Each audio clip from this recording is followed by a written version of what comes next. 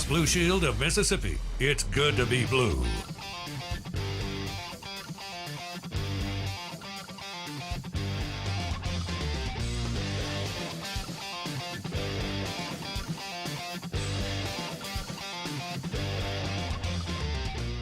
Man, I did not realize that this discussion would light up the Mississippi Ag text line. 601-885-3776, brought to you by Mississippi Ag, your next John Deere tractor to manage your land, farm.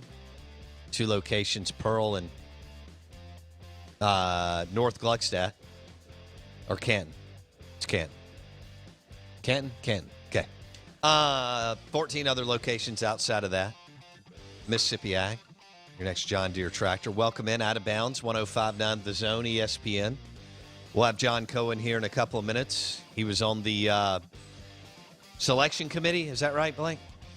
I'm sure it's some Close other. enough. Okay, whatever. He can say it officially if he wants. John Cohen will join us on the Modelo guest line in a few minutes, AD at MSU. And but this discussion on whether to throw Nikhazy, like Nikhazy is a bona fide ace. Mississippi State's best pitcher has been their second pitcher throughout the year, so that's a little weird. And both of them have had some ups and downs. I mean, they're good, but Bednar and McLeod haven't been Nikhazy like. You know, to throw or hold Nikhazy is one heck of a discussion all week against Southeast Missouri State, Blake. That's correct. And Mississippi State will play Samford. That's correct. And right now, they're the Bulldogs. That's correct. Okay, and they're in Birmingham. Mississippi State got outed. I think it was Chris Stratton's ball club was outed on the road in a regional at Samford by a team. I think that Samford team in the mid-2000s was the NCAA leader in home runs that year. They were just smashing. I mean, I think we gave up like 13 home runs in 3 games or something like that. It was incredible. Really? Yeah, it was incredible. I remember that distinctly. All they did was hit bombs. That was back when the baseballs were different. And okay. But yeah, they'll. I believe Mississippi State has already announced they will play at 2:00 on Friday, and from what I can see, Ole Miss will play the nightcap. So it'll be different approaches as well. Different approaches from Lamonis and Bianco, and but the expectations are high. Our listeners think one thing: we should punch our ticket through the regional and be in a super, and it will not be that easy. Again, these mid-major teams are older. And they had all their dudes stay, and so probably really, really heavy seniors and heavy juniors. So and I think more importantly, a lot of 22 and 23-year-olds on the roster, and there's something to that. Is it safe to say super regionals are expected at this point? Like, I don't think either fan base is sitting here going, "We're going to struggle to get through this regional." They're both expecting to play in a super regional. And then that's the whole different question, whether they make it to Omaha. Right. Yeah. And Mississippi State's matched up with Notre Dame, and Ole Miss is matched up with Arizona. So could be a trip out west. Now, I do want to let you know that real quick, before we go into Cohen and more baseball, because Blake brought up a couple of topics. We are going to hit football at 8:30 and 9:30 today. But the article that we were telling you about by Jeff Duncan, who we had in studio a couple of weeks ago, and Duncan wrote the book, Peyton and Breeze, right? And he's a Saints insider, was with the Times-Picayune forever, now with The Athletic. He just dropped the article on Arch Manning. The courting of Arch Manning. And then the quote, "I'm wide, wide open." It is a fantastic piece on what will be the recruitment of Arch Manning, Cooper Manning's son, Archie Manning's grandson, and nephew to some guys named Peyton and Eli. Be the biggest recruitment in college football history, and it'll be hard to see if there's another one anywhere close. And it'll be the biggest one since Marcus Dupree out of Philadelphia, Mississippi, but totally different time, early 80s, and so on. One thing Cooper in this article asked Nelson Stewart, Arch's coach, to make it like a 1970s recruitment, which I thought was interesting. We'll discuss that a little bit later in the show. The SEC Insider Hit this morning is brought to you by Farm Bureau Insurance. Bundle your auto and home and save with your local Farm Bureau Insurance agent. In any of the 82 counties in Mississippi, you can also hop on favorites.com and get a quote in 4 minutes or less. Go local, go with the home team, Farm Bureau Insurance. We welcome in John Cohen, Athletic Director at Mississippi State. He joins us on the Modelo guest line. John, good morning. How are you? I'm doing well, my friend. How you doing? Well, we're doing great. What was it like? What was the process like, and what was it like for you to be on the NCAA selection committee these last few weeks and over the weekend with your team in, and then other SEC teams that you have relationships with that were either trying to get in or whatnot, John? Well, it's a difficult task. You have a 10-person committee who takes it extremely seriously, as they should. They don't take anything for granted, and there's a ton of information that we go through. I think it's pretty organized. It's a very difficult task. And what I will tell you is, Bo, it's really difficult in the COVID environment, especially when you have leagues that are playing not a full complement of non-conference games, because those are the data points that really provide connectivity in college athletics, is comparing apples to apples when you can go across conference lines and compete. And the fact that we didn't have as much of that, in my opinion, it made the evaluation much more difficult. And so y'all had, you lived this. You had to factor in some of these teams didn't have to throw guys on Tuesdays and Wednesdays, and that's a big deal once you go into the weekend, right? Because you could have to – you don't ever know when a mid-major comes in and they're playing really well, and you've got to you're still trying to grind out a win on Tuesday or Wednesday, and you've got to burn some arms, whereas some teams didn't have to do that because of their scheduling, right? Right, and in your mind, there's this question that I was asking myself, right? There are certain teams in the field that didn't play the full complement of non-conference, didn't play midweek, played less conference games, but you have to ask yourself, is that their fault? It's certainly not the student athlete's fault, and let's be real honest here, Bo. That's what this is all about, is the opportunities for the student athlete. It's not a student athlete's fault if they're not playing in the midweek or not playing non-conference games. Those kids are competing their hearts out, and you only get a 4 or 5 year window to be able to do this. So you don't want to discount that. You don't want to take away any opportunities. But when you're sitting in the room, you're looking for data, and where data doesn't exist, it makes it more difficult to evaluate. So I think it was a factor. Was it the factor in the room for several schools? No, but it's certainly a factor. And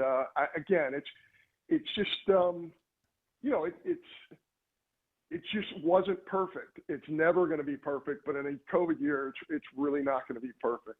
John Cohen on the Out of Bounds show. What were some of the most difficult decisions as far as teams hosting or not hosting for y'all? Yeah, RPI was used in those decisions. Again, when you could compare apples to apples. When you can't compare apples to apples, it makes life a lot more interesting, a lot more difficult when you're making really tough decisions. And nobody in that room takes it lightly. Everybody in that room knows that these are people. We're making decisions that are affecting people who have dedicated a large portion of their life to college baseball. So, really serious discussion. And was it perfect? Absolutely not. But I think the committee did a nice job. Listen, if I could redo the whole bracket personally, would it be different? Absolutely it would, because everybody has a different opinion. And that's sure the great thing about putting really sharp people in the same room together. I feel like I learned a lot from the group. I don't know. I'd like to think I contributed some, but the other thing too, Bo, is when there's anything that affects your team that you represent. So obviously I represent Mississippi State. Any type of discussion that could involve Mississippi State, you're out of the room. And I think that's a very important factor, and I think that's something that is really needs to happen, because when you're not in the room, you can't affect who you might play in the future and who you're going to play in the first round. So, but enjoyable experience, but certainly in a COVID year, much more difficult. John Cohen, Athletic Director, MSU. He joins us on the Modelo guest line. You're listening to the Out of Bounds show. You can stream the show on the Out of Bounds radio app. John, let's switch gears. As someone who has been in the dugout and had to make these decisions, the big debate coming right out of the show this morning for State and Ole Miss fans is, do you throw your ace on Friday? And so, you know, you hear McLeod or Bednar or whatever, and then you hear Nikhazy. Ole Miss has a more clear-cut ace, but obviously McLeod and Bednar are talented.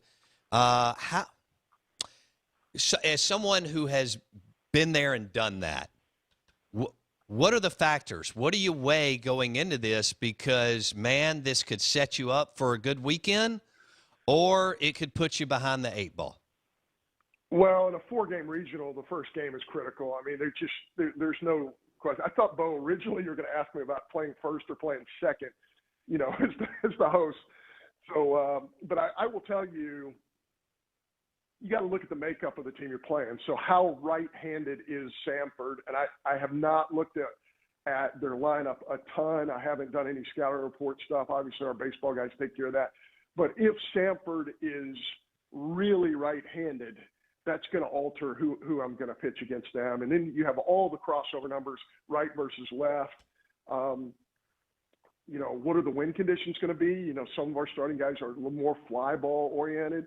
Some of our starting guys are more ground ball oriented. If you can, you know, kind of look into the crystal ball and see the direction of the wind on Friday, there's a ton of factors that go into this.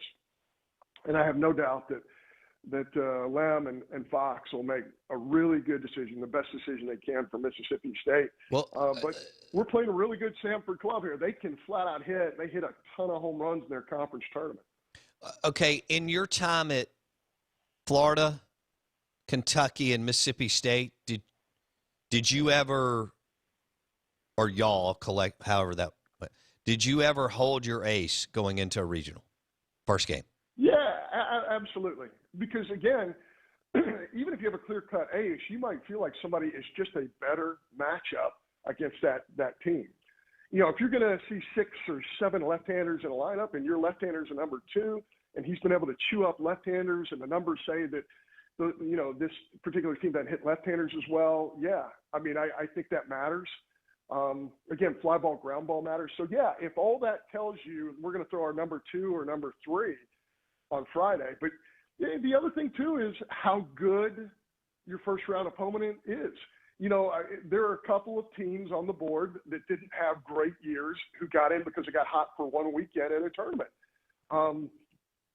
If you feel like you're that far superior, then, yes, saving your guy for later on is, you know, might be the way to go. But I can assure you this. Our staff has been looking at this over and over and over and over again, and they'll make the right decision. I'm very confident in that. Okay, you mentioned the time slots. John Cohen joining us on the Out of Bounds show. Hail State's a national seed. So they're the number 7 seed. They're a national seed. They'll play at home this weekend. If they win this weekend, they will host whoever comes out of the Notre Dame Regional. You mentioned the 2 p.m., I think 6 p.m. or 7 p.m. game. So why did Mississippi State choose to play the 2 p.m. game on Friday, John? Yeah. You know, there's several reasons. The first of which is you're guaranteed to get to take BP on the field, right? And a lot of hitters and even defenders want to see live balls off the bat in the conditions on that day. It kind of keeps them in you know, what they like to do on a daily basis. You got a much better chance, and this happened to us back in 2016, I think. You got a much better chance of not having to play 2 games on Saturday if you're able to win the first game. So you've seen several situations where the second game might get postponed because of afternoon thunderstorms, which roll through the South, you know, this time of year. By getting your game in first it really kind of guarantees you that if you're able to win the game, that you don't have to play 2 on Saturday. You get to watch game 2. Mm-hmm. If you're playing in game 1, you get to scout game 2. If you're playing in game 2, you're not scouting game 1 because you're preparing your kids to play in the ball game in game 2. You're going through your indoor BP. You're going through your scouting reports. You're going through all this thing while game 1 is going on, and that valuable information, that eyeball stuff that you get to do, you don't get to do if you're playing in game 2 as much. You get a longer rest period. There's no question about that. Win or lose, you get a longer rest period than your opponent does. Mm. And pretty much outside of weather, you know exactly what time your game's going to start, right? Yeah. So we know outside of weather exactly what time our game starts. If you're playing game 2, who knows? So it's a little bit of a disadvantage to play in game 2 for those reasons, and maybe the most important of which is you can't guarantee yourself when you're going to start the game or game 2. And let me tell you something I know. 18 to 22-year-olds love routine. And once you take them out of their routine, yeah. It can be harmful. And the great Skip Bertman is the first guy to go to this type of format in playing game 1, and I think there's a lot of merit to it. Okay. John Cohen on the Out of Bounds show in the Modelo guest line talking postseason regionals and so on ESPN 105.9 The Zone. How do you – the way that Mississippi State played last week, getting run-rolled in 2 games, baseball's weird. That page could have been turned. You could have a team that is not even thinking about that and totally focused on Samford Friday. You know, as a former coach, how do you look at the results from last week? I look at it like there are a bunch of kids experiencing their first SEC tournament that we're really depending on. That's just how it works, man. I mean, you look at a lot of the teams that are in the field, and I researched a ton of them, over the last 2 weeks. There are a lot of teams of people who you might not say, wow, this name jumps out as a baseball power, but they're older. Indiana State is one of those clubs I looked at. Indiana State, just as one example across the board, I think they had 9 fifth-year seniors on their club, and I think they had 5 redshirt juniors on your club. And when that happens, you're going to have success.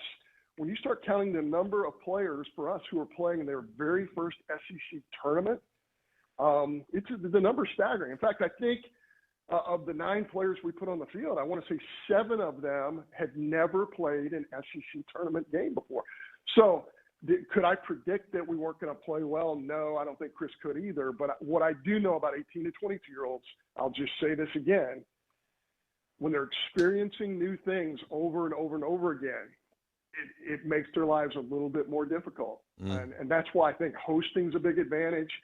And I do know. Our coaching staff did a great job, and they used the disappointment of the SEC tournament to get our kids ready for this weekend. I have no doubt about that. You've mentioned, I think this has happened in Starkville and Oxford. Well, I guess among other places, but there's just so many people at these regionals and supers. Sometimes it's too much for a team, but you would always rather play at home. So how does that factor in as far as postseason, hey, listen, ball? When I played, I think we lost. When I got to Mississippi State, I think we lost 3 straight regionals to get to Omaha, and I remember how much pressure all of us put on ourselves because we wanted it so badly for our fan base that was supporting us. I'm telling you, these players put a lot of pressure on themselves because they don't want to disappoint these great fans that we have at Mississippi State. I feel that probably the same way at a place like Oxford and Baton Rouge. It can happen, but again, that's where experience matters. And again, one of the reasons why I think the so-called mid-majors they're going to make some real noise in this tournament because they're much older. You look at a program like ours, Bo, we lose 2 first-round middle guys. Well, if those same 2 middle guys are at maybe another school and they are projected as 10th or 12th rounders and they would have signed right in a normal year, they're right back in the fold. Now they're seniors who have experienced everything, And here Mississippi State is a 7 seed putting 2 brand new fixtures into the middle infield. So the fact that we're here, to me, is pretty impressive. But just imagine if a Foscue and a Westberg are running around that middle infield for Mississippi State right now. John Cohen on the Out of Bounds show. So we'll wrap it up with this. Who needs, in your opinion, who needs to step up and play well this weekend for Mississippi State? This is probably pretty obvious, but who needs to step up and play well for Mississippi State for them to win the regional this weekend? Yeah, my thing is this. With the environment we have and everything that's at stake, the guys we put on the bump need to throw a ton of strike one. That's what older, experienced kids do. They can throw strike one. You need to cut out all the noise in your mind and just go back to your routine and do what you do best, not what you think is going to ignite the crowd, not what you think. You can't get to those moments where, hey, I'm going to do something that they're never going to forget me for here. I just remember Elijah McNamee, right? Huge home runs. And I remember him saying after the game, hey, I'm trying to hit a line drive in the middle of the field. And then he hits the ball in the ballpark. Great things happen when you try and dominate the average task at hand. But you got to be disciplined to do it, and you got to cut out all the noise. And again, when I played 150 years ago, Bo, we didn't have social media, so Right. There was not the criticism, there was not the pressure, but you could feel the anticipation of thousands and thousands of people wanting you to be successful. And again, you got to keep that pressure away from you and pretend like there's nobody in the stands. We'll leave it there. John Cohen, athletic director at Mississippi State, on the Modelo guest line, talking postseason baseball in Starkville. John, thanks for your time today. We appreciate it. Thank you, Bo. Yes, sir. John Cohen on the Out of Bounds show, ESPN 105.9 The Zone. If you missed any of that interview, if you're just joining us within the last couple of minutes, it will be on Apple Podcast, all right, in the next hour or so. And you can search the Out of Bounds show. Apple Podcast, would love for you to search the Out of Bounds show, hit subscribe. And if you missed any of that interview with John Cohen, it will be uploaded within the next hour. Apple Podcast, search the Out of Bounds show, and we would love for you to hit subscribe. Want to welcome you in, say good morning. Hope you had a great weekend. And it's an exciting time in the state of Mississippi as far as college baseball. Here we are again. Ole Miss and MSU hosting. The towns will be on fire starting on Thursday. A lot of people will drive in to Stark Vegas and Oxford on Thursday and then get ready for baseball all weekend with everything on the line. Cannot wait. The show is brought to you by Farm Bureau Insurance. Bundle your auto and home and save with your local Farm Bureau Insurance agent. Favorites.com to get a quote in 4 minutes or less. Bundle your auto and home insurance. Save with your local Farm Bureau Insurance agent. Favorites.com. Farm Bureau Insurance call-in line is 601-707-3750. 707-3750. The show is also brought to you by Eye Care Professionals and Dr. Kirk Jeffries. They have a new location, Belmead, Flowood. Eye Care Professionals, Dr. Kirk Jeffries. New location, Flowood at Belmead. Back in a second.